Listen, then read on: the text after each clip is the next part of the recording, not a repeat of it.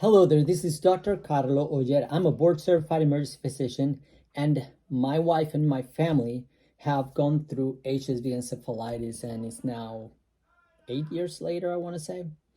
Anyway, I had a question on my encephalitis Facebook page from Chris Kearney, and it says, what is the likelihood of me having residual effects from encephalitis after 37 years?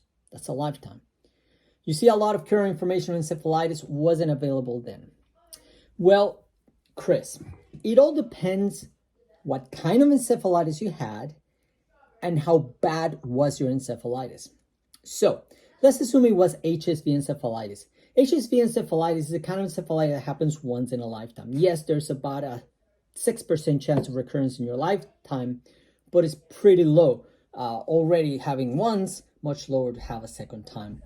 So if you had a large amount of damage and injury to your brain, obviously the long-term effects of that encephalitis is gonna follow you forever. Now, the brain has great plasticity. That means it can actually recover from a lot of injury, and other areas of the brain take over.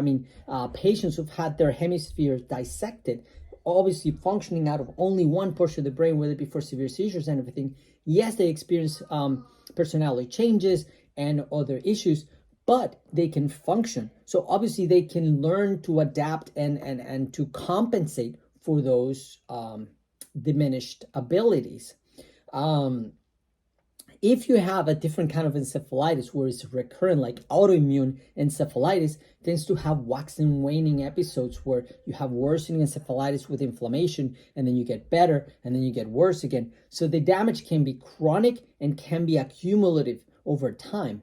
Now, if treated early, you get recovery and the damage is minimal. So it really depends. And of course, like kids who have encephalitis have a lifetime to recover. So maybe kids that have a bad fever and a headache and were irritable, and we thought had just meningitis, actually had encephalitis, and we never diagnosed it. Those kids recovered. Yeah, they maybe had trouble in school, maybe they needed a little extra help, and we never knew that they had the encephalitis.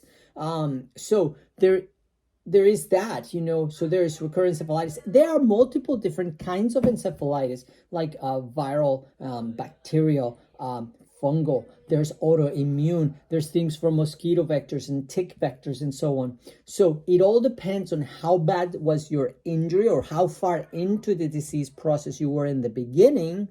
What's going to determine how long before you recover to function, and how much you recover to normal? Probably not. Right? Because there is injury and damage to your brain. Now, if the injury and damage to your brain was tiny, it's kind of like having a small stroke. Yeah, you do recover, and maybe your ability to concentrate is just not as sharp, or maybe you have trouble with some words here and there, but otherwise you function fine. You go back to work in your regular career. For example, my wife, she has complete memories that were wiped out. She still looks at pictures of vacations years before the encephalitis, and she has no memory of it. She used to do this embroidery on shirts and beautiful art in shirts with a computer and embroidery machine. Not only she can't do it anymore, but she doesn't remember doing it in the first place. When we went to Disney World, after we are Disney people and we've gone a bunch of times, she's like, oh, look at that ride. Oh, look at that. Is this new? Oh, this is wonderful. It's like having a kid going through all these experiences brand new. Now, it's not to the extremes of 50 First Dates in that movie where every day the memory gets rebooted. But for a while it was. My wife wouldn't want to go to the movies because the next day she couldn't remember what was the movie about and whether or not she liked it. So she thought it was a waste of money to go to the movies. Her smells were off. She couldn't enjoy a good meal or anything like that. So she didn't want to go eat out. She just wanted to eat the same thing over and over again. So, Chris, hopefully I answered your question. 37 years later, you probably do have some residual effects of the encephalitis. It all depends on which one and whether or not there's a cure for your particular kind of encephalitis.